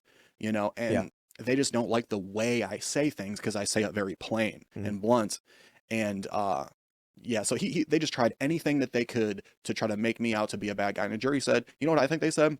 I think they said, you know what? I kind of agree with this guy. You know? That gives me hope for Donald Trump. I mean, you know, I've said, do you really think a New York jury is going to acquit Donald Trump? It only takes, I think they only need like what, one person? Mm-hmm. Yeah, and then you get a mistrial. Is that how it would work? Miami, I don't see it happening. Like that, you know, Yeah. I think they're going to try and change venue. I guess it was like randomly assigned or whatever, and then he ends up with this judge that he appointed. And so there's now the left is freaking out, being like, how could there possibly be a conviction? They are sloppy. You know what it feels like to me? You got J. Edgar Hoover, right? You've got this sordid history of the FBI manipulations and all that stuff. But these are guys who built this machine, as dark as it may be. And now we're on, you know, the third or fourth generation. You know, like they say that wealth lasts 3 generations. Somebody will start a business, make a bunch of money, be very successful. Then their kids inherit it. And then those kids, the business is stable. Then their kids inherit it. It starts getting worse and worse. And then their kids inherit nothing. Because none of those people had the life lessons required to maintain this machine. I don't think that stops at just running a business. I think that even matters for government. Maybe why we have the Strauss-Howe generational theory. Are you guys familiar with that? The fourth turning? No. Every 80 years is a conflict in the United States. 80 years ago, we had World War II. 80 years before that, we had the Civil War. 80 years before that, we had the Revolution. Oh, and it's so we're right crazy. now in what they call the fourth turning, which is supposed to be a period of great tumult and conflict. And it may be because every 3 generations, you have a generation of people who don't know the life lessons required. And so there is this natural conflict process where those who are able to, you know, there's a big fight and then someone takes over. But with the FBI, I wonder if that's what we're seeing. These agents are the, you know, third or fourth generation. They don't know how to maintain the system. They don't know how to properly implement these plans or tactics. It is like a copy of a copy of a copy. It is just really being poorly done. Yes. I mean, look, the fact that they got the address wrong, like they wanted this great piece of evidence that showed on camera this car driving by, and they screwed up something as simple as a single digit is remarkable. Yeah. Very incompetent. But And just the things they were saying to each, like if you just read the text messages, the agents and what they were Right. saying to the informants, they claimed that the informants didn't know about each other. Like one informant didn't know this person was an informant. That's not true at all. They're texting each other, they're calling each other, they're coordinating. You can see that. It's just there's things like this that are so easy to verify just by looking at the discovery that is publicly available, by the way. There is still a lot of discovery under seal that has even crazier stuff in it, but all you What have if- to do is go and look. What if this is the real psyop? What if they're actually way better than we realize? And the real goal was to destroy trust in the federal government. double psyop. Oh my God. Yeah, look how discredited Reverse the FBI psyop. is now Yeah. I don't think it's that. as an organization. No, yeah, I don't think so. I think it's probably more of like a generational collapse. Yeah, like right? you said, the incompetence and sort of like I always said, everything at the government is like the DMV. Think Yeah. about your experience at a DMV and how competent and thorough that is. Very I bet when they efficient. first started, it was probably great. Exactly. Yeah, it was Look very, at very it now. simple, very quick. You know, the thing I see with the legal system, I'll tell you guys a story. When I was, how old was I? This had to be 20 or 19, I don't know. I was driving my car on my way to work when all of a sudden I get these lights behind me, bright, full on, within a foot of my bumper. I'm not speeding. And so I'm like, this guy's tailgating, he's going to hit me. So I hit my signal, give it a little gas to get some distance, and then start getting out of the left lane. Car follows, lights turn on, cop. And I'm like, okay, pulls me over. And then I said, is there a problem? He goes, you're speeding. And I was like, no, I wasn't. And he goes, yeah, you did. I was behind you. And then all of a sudden you start picking up speed. And I was like, well, you almost hit me and I'm trying to move out of your way. And he goes, shouldn't speed in front of a cop. And he throws me a ticket. Oh my God. Right. So one day I'm driving down Lakeshore Drive in Chicago. This is several months later. I paid the ticket. I was like, whatever, I don't have time for this. This is stupid. It's $35 or something. Driving down Lakeshore Drive in Chicago, and it's 45 miles an hour speed limit. I am exiting at Belmont Avenue, so I am slowing down. As I'm exiting, I get pulled over. And the cop walks up and, you know, dome light on, engine off, keys on the dash, everything's off, hands on the wheel. As a firefighter, you know, I was given the talk when I was a kid about how you're supposed to properly act. And the cop walks up and I said, howdy, officer, is there a problem? And he's like, yes, sir, you were speeding. And I said, no, officer, I wasn't. And he goes, yeah, you were like you're going 65 in a 45. And I was like, I'm exiting at Belmont. I have to slow down. How was I speeding? And he goes, tell it to a judge. And then he writes it up. You know, he took my license and insurance and he hands me things, sign it. And I said, but I wasn't speeding. And he says, this is not acknowledgement of guilt. It's acknowledgement of receipt. Sign it or you're under arrest. And I was like, okay. So I sign it. And then I was like, I don't understand though. I wasn't speeding. He said, tell it to a judge. Hands me the ticket and he leaves. So I'm like, they take your license when you do this. And now your ticket becomes your license or whatever. So what ends up happening is a month or so later, so they give like 3 months to respond. My sister, she lives in Colorado Springs on Fort Carson. Her husband was overseas. She's a little distraught about it. You know, her husband's in conflict. And so I was like, I'll come visit and we'll hang out. While I'm there, I'm like, you know, I never paid this ticket. and I can't go to court over it because I'm in Colorado and it's $50. Like, I don't have time to deal with this. And so my sister, being very nice, said, I'll just pay it for you. And I was like, okay, cool. That's an admission of guilt. 2 moving violations under the age of 21, they suspend your license. I did not know that. I didn't do anything wrong. But what's reasonable? Taking time off work and life to go to court because a cop lied about you? So when I returned back to Chicago, I'm in the suburbs, I'm in Glen Ellen, and I see lights behind me, headlights, tailgating once again. I had just gotten back, literally. I had literally just entered the state. I had not yet gotten home or, where I was going. I had been out in Colorado Springs for like a month. The car then puts its signal on, goes past me, drives up, speeds off. As I'm coming up over this hill, I see it was a police car into the left turn lane. And I thought to myself, he's far down the road. I can just turn right, get off the road, get out of my car, turn the lights off, walk away right now, and not play any stupid games because I do not trust these people. And I'm like, I'm paranoid. So I just keep going. As soon as I pass him, he turns around, flicks the lights on, pulls me over. It's an illegal stop. He walks up to the car and he goes, Timothy Poole? And I go, yes. And he goes, you're under arrest, driving on a suspended license out of the vehicle. And I was like, what? And so I get out. He wasn't legally allowed to stop me. He ran my plates because the car came back as owned by me, who had a suspended license. He pulled me over, which is an illegal stop. And he said, we're going to I-bond you. Can someone come pick you up? And I was like, what's my license suspended for? And he goes, don't know, don't care. So my mom came and picked me up. I was like 19 or whatever. What ends up happening is I go to court and they have me meet with the prosecutor. And he says, how are you going to deal with this? And I told him, I was like, well, I don't think I did anything wrong. And he goes, well, you've been accused of driving on a suspended license. And I was like, yeah, but I was out of state. I had just gotten back. Like, I didn't get any notification. I was visiting my sister. Her husband's in Iraq right now. And she called me and he goes, so you just admitted guilt to the prosecution. We can take your guilty plea now as you've admitted it. And I was like, huh? And he goes, I'll tell you what, you plead guilty, $150 fine. And we what did he say? Court supervision and you're done. Otherwise, it's 1 year in jail and a $2,500 fine. And I was like, okay. So then I walk up to the judge, like next up, Mr. Poole, and the prosecutor standing off the side. And he said, my understanding is you're pleading guilty. And I was like, yes, Your Honor. And he says, okay. And then he does that thing where he goes, have you in any way been coerced or otherwise, made to give us this plea today? And I said, yes, Your Honor. And he goes, excuse me? And I was like, I'm sorry. And he goes, someone coerced you into pleading guilty? And I said, yes, Your Honor. And he goes, who? That man over there, sir. I was like, what? And I was like, he told me I'd go to jail for a year if I didn't just say I was guilty. And he goes, get a lawyer and come back. And so they put a continuance in. I went back home and I was like, he did coerce me. He threatened me with a year in jail. He said it was a Class A misdemeanor and I'd have spent thousands of dollars and go to jail for a year unless I just said I was guilty. And I was like, I don't think I did anything wrong. I was like, if they told me my license was suspended, I would have been like, okay. But first of all, I wasn't speeding in the first place.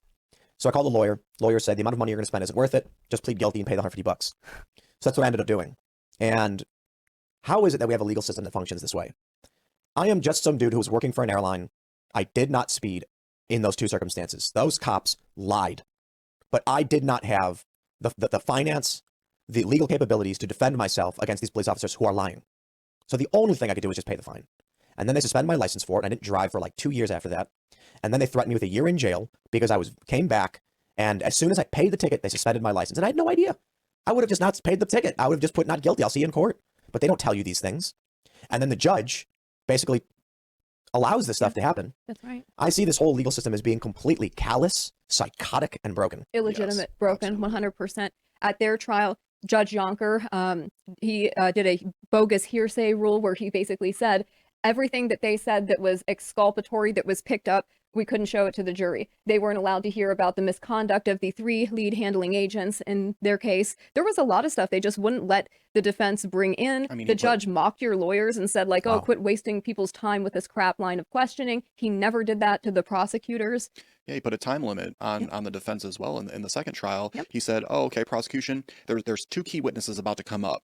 He tells the defense, you guys only have 25 minutes to cross-examine this witness, but the prosecution can go as long as they want. Wow. And it's like, it's set up. Once the first trial happened and we won, 2 people were acquitted. They Mistrial said, on the other 2. yeah, and the mistrial on the other 2. So they have the second trial. They're like, yo, we really got to this can't Yep. happen again. We Yeah. really got to set this up. We got to get the right jury. We messed up on the jury before that. We got to get the right jury. We got to, stack the deck against these guys because these guys are making us look bad. That's exactly right. And they were able to do that.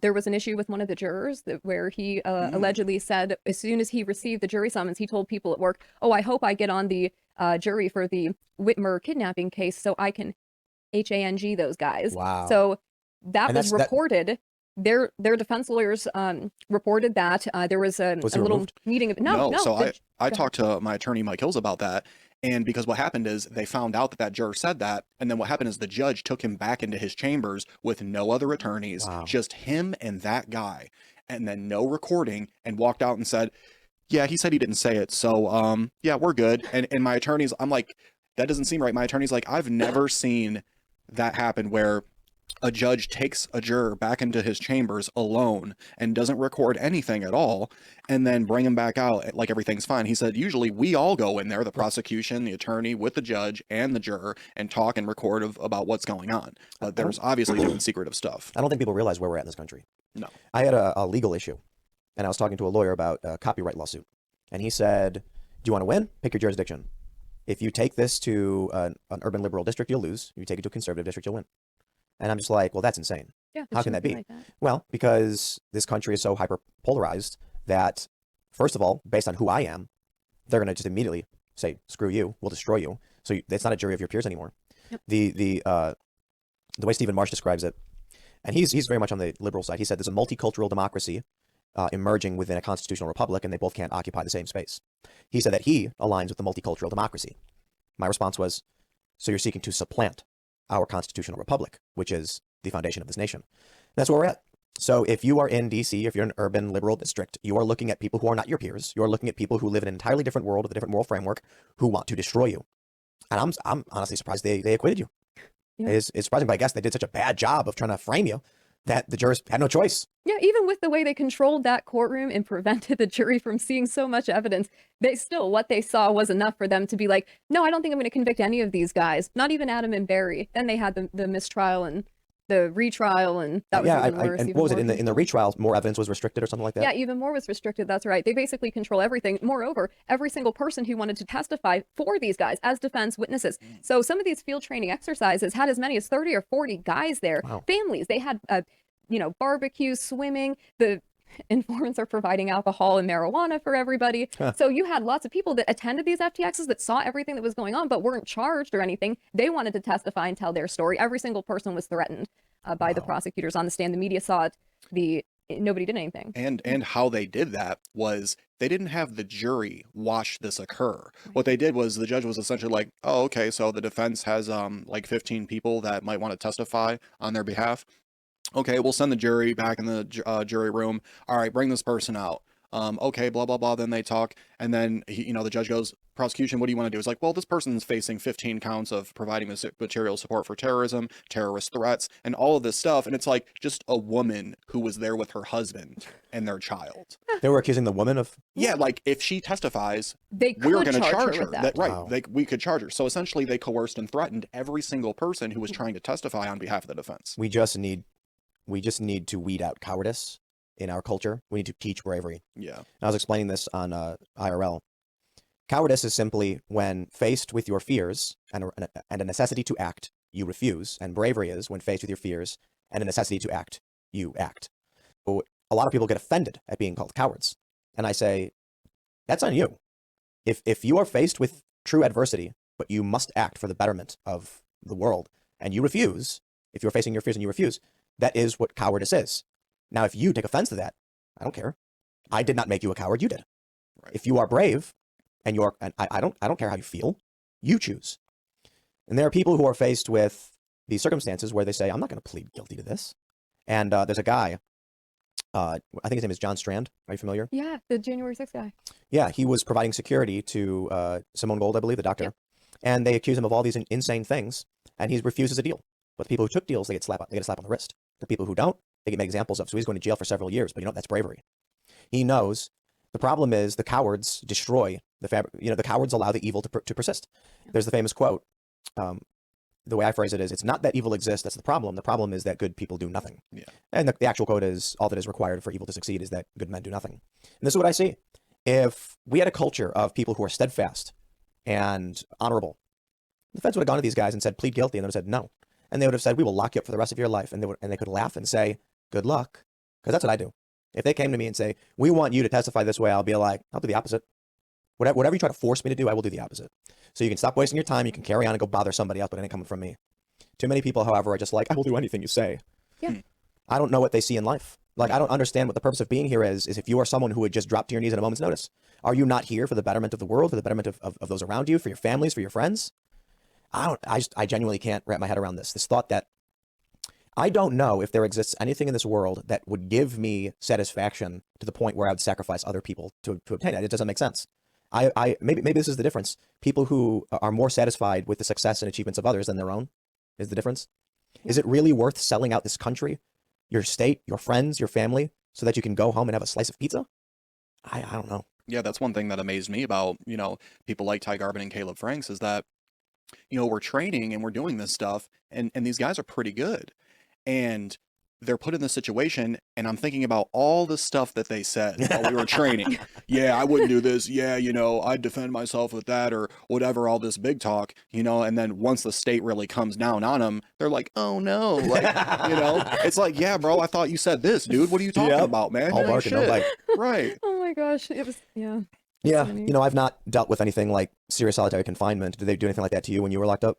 Yeah, at first for some weeks because of, the COVID situation, but I did not see the sunlight for 18 months. I stayed in one unit that was You never went outside? No, never once. It was about as big as the studio, but there's like maybe smaller, a little bit smaller. But there's like 15 people in there. Wow. So you're cramped up in there like sardines. The whole time? The whole time. There's one room the whole time for 18 months, and then one of the months during the trial. But people are laying on the floor. You got one bathroom, one sink, one shower, 15 people in there. It's pretty gnarly, dude. It's Wow. that doing that time does something to you psychologically, especially when you didn't do anything wrong. I would have been able to accept it a lot easier if I actually did something like, okay, Yeah. this, suffer the consequences of my actions, man. But being in there innocent and dealing with all of that psychologically was very, very strenuous. Were there like tables and chairs? Yeah, there was one long picnic table in there. That was it. What do you sleep on? They had Cots? metal bunks, or they had like these things that they would call them boats, and it's just like a polymer bed off the ground that you just kind of throw on the ground and put your mat on it. So what do you do? How do you occupy your time? Cards, poker. Played a lot of poker. What do you gamble with? What do you bet? So commissary. You Yeah. gamble commissary, and what you use for chips is you take card decks and you fold them up and put them in little squares. So when you're counting your chips, you're just counting the pieces of cards that you have, and so like bet 10, you pull out 10. Bet Wow. 20, whatever, and Did the other guys in there know that you were innocent, or did they just believe everybody says they're innocent? Well, yeah, they knew I was innocent. They were like, yeah, that seems like bullshit, but a lot of the brothers in there, were bullshitting, and they're like, man, I fuck with you, B. You know what I'm saying? You big terror, And I'm like, bro, it's not real. They're like, I don't care, bro. I fuck with you. Yeah. And it's crazy to Wild. think. So, but you weren't alone. Were you alone at any point, like solitary? No, I wasn't alone. Which I would almost maybe prefer that at Really? times. Yeah, because some of the shit that goes on in there, you're never alone at all. You never have privacy. Like even when you're taking a dump, Right. You're taking a dump in the open, like in Really? the corner right there. and like there's no curtains or whatever. It's like you just I gotta walk mean, over. sometimes the guards will come in and take it all down.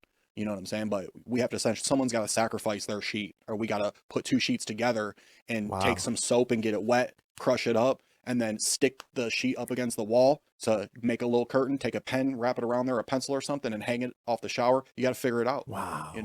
It's crazy that I don't see the system. I don't see how it functions this way. Ben Franklin said, "It is better that 100 guilty persons escape than one innocent person suffer." And that, of course, came from Blackstone's formulation. It is better that 10 guilty persons escape than one innocent person suffer. The reason Ben Franklin said this was the general idea. If you have a society where its civilians believe that even if they are just and moral, they will still be punished by the state, then they have no reason to be just and moral, and incentivizes crime and the destruction of the society. Therefore, we must prioritize the innocent over the guilty at all costs, even if it means 100 guilty people go free. And so I look at places like New York. I know a lot of conservatives don't like, they've gotten rid of cash bail. I completely agree with getting rid of cash bail. I don't agree with just letting career criminals go. Obviously, you have to stop them. But the idea that they use the process as the punishment, that arresting, like the fact when they arrested you, you're innocent. That's what this country is founded on. My argument is they should give you a standard hotel room. You can't leave because you've been accused of a very serious crime, but you've not been proven to have done it. You should have a computer with access to the internet. You should have a phone. You should have a bed, a TV, and they should bring you standard meals, good quality ones, because you're innocent. The compromise we make is you are being remanded to custody because of the preponderance of evidence. We've not proven you've done anything wrong, so we're going to make sure your standard of life doesn't change. You could still work. Granted, you're not going to be able to do the hands-on jobs, but you'll still have access to the internet. We're going to cover the cost as we've decided we're holding you. That way, when ultimately you're found to be not guilty, you simply leave what is a hotel room. It is very disruptive to anyone's life. You lose your car, maybe you can't pay your bills. But that's at least the compromise. Instead, what do? You, a guy who is innocent and actually found not guilty by a jury of your peers, actually, I'd argue maybe not even your peers. These are seemingly people who some of them had a serious reason to just want to block you up. But what do? They put you in a room. They put you on a cot. They make you go through these trials and tribulations. They punish you for a year and a half, having done nothing wrong. I don't see how a system can function this way. Yeah. It's unsustainable. I think that that's obvious. I would say as bad as Nuevo County is, where you guys were at, where Adam and Barry are at right now is even worse. So I started filming with Adam and Barry for my documentary, interviewing them while they were at Nuevo County, just prior to their sentencing, but after their convictions. And I interviewed both of them extensively. I got a statement from Barry for the weaponization committee in case I could get it to them. Like, what would you want to say to them to investigate the FBI in your case? And I asked Adam to write one too. The next day after that, Adam was moved to Florence Supermax, Wow. and Barry was sent to Terre Haute Supermax. Now, Adam is on track to go to ADX, which is supposed to be more like the Lomax section of this secretive Supermax prison facility, but it's incredibly insane. And Barry is going to be moved to a CMU, Communications Management Unit of the Supermax prison, where they're going to prevent him basically from being able to communicate with anybody. Now, these prisons were set up after 9/11 to house like Al-Qaeda terrorists or ISIS people, and they have rules like you have to, if you're going to be on the phone, you have to be speaking English and stuff like that. What they were for, the Communications Management Unit, was basically to prevent a terrorist from interacting with an international criminal network and basically still carrying out acts of terrorism, or a gang leader, somebody like El Chapo, who is, at the Florence Supermax facility. Wow. Somebody like him, who's got like an international network, a gang leader, they don't want him to be shot callers from prison. So they would put him in a communications management unit. Barry, the 45-year-old trucker from Delaware with 3 daughters, like, he doesn't need to be in a CMU in Terre Haute Supermax. There is no national security concern for him talking to his elderly mother on the phone and his 3 daughters and his fiance. Evil. I hope Trump gets reelected, and I hope he just starts pardoning tons of people. I was saying in 2020 he should announce a blanket pardon for non-plea deal, non-violent drug offenses. So, like at the federal level, anybody who is caught selling something like marijuana, but they didn't plead down from violent charges, so there have to be a review. He should just pardon them and be like, "We got to get people out of the system. The system is busted. We got to. First of all, it's expensive. We should not be spending so much money maintaining these things. We should get non-violent offenders out, especially on something like marijuana, which is recreationally legalized all over the place now. I think we're moving beyond that. And some states I can praise, they have done this. They have started to offer amnesty to individuals for nonviolent offenses. Yeah. But I hope he commutes and acquits these guys. I think most, even in the press, they have to acknowledge this stuff, that it's all bunk. It's all manufactured. This should not be the way things are going. Ian likes to bring up the, I forgot what it's called, after the Revolutionary War. I think it was in Massachusetts. I don't know if you guys are familiar with what this was. There was another rebellion took place among soldiers who were not paid. And then they all ended up getting arrested. And then I think it was John Hancock, I'm not sure. Ian knows better, he always brings it up, who said, pardon all of them. Pardon them all. Because if we start this country off by taking these people who are angry and just locking them up, we will collapse. We absolutely. Very wise. Yeah. And a difficult decision to make. People who fought against you, who are, but you've got to recognize sometimes retreat is the appropriate move. That's why I truly believe. I mean, it feels like these people want the country to collapse. Or they're just unwell in the head. I think it's both. Yeah. Yeah, I mean, the story of that guy and his wife, I mean, that's crazy. And these are the people in law enforcement. And what happens is people like that hire more people like that. Exactly, that's right. Is that how they go out and they celebrate these cases? They take their wives to weird swingers parties and, get intoxicated and then beat people? It's disgusting. Yeah. Well, it's been crazy. I'm glad at least you were able to stand up and you were found not guilty and you're here free, but I know there's others who are still locked up unjustly. And I have concerns that they still do things like this. But Is there any final thoughts you wanted to have before we wrap up? Yeah, I would also say there are still unindicted co-conspirators. So there are still people today that I've been trying to interview for my documentary and talk to that are terrified to talk to me because they still believe that they could be charged at some point or something, because the government will come in, they'll raid your home, they'll seize all of your electronics, and then they do not have to charge you with anything. Yep. They can keep your property. And so you have a lot of people that are unindicted co-conspirators. If they did something, charge them or just drop it, let it go. This is ridiculous. So I feel very bad for them. And a lot of people have had their lives ruined by this, not just the guys who went to prison, but their family members. These are all families being destroyed. Barry has 3 little girls that don't have their father now anymore. Like, they are destroying families. People who are completely innocent. All of these men were innocent as well, but even more innocent than that, children. And that's very sad. Yeah, any final thoughts or anything? Yeah, I mean, situations like this, a lot of times what the state wants to do is they want to polarize certain groups of people and put the fear in them, right? They want to put the fear in you so you never speak out against them. or else if you do, this is what will happen. And, you know, my philosophy about it is, you know, even though stuff like this is going on and we see a lot of crazy shit going on in society, you know, you still need to remain vigilant.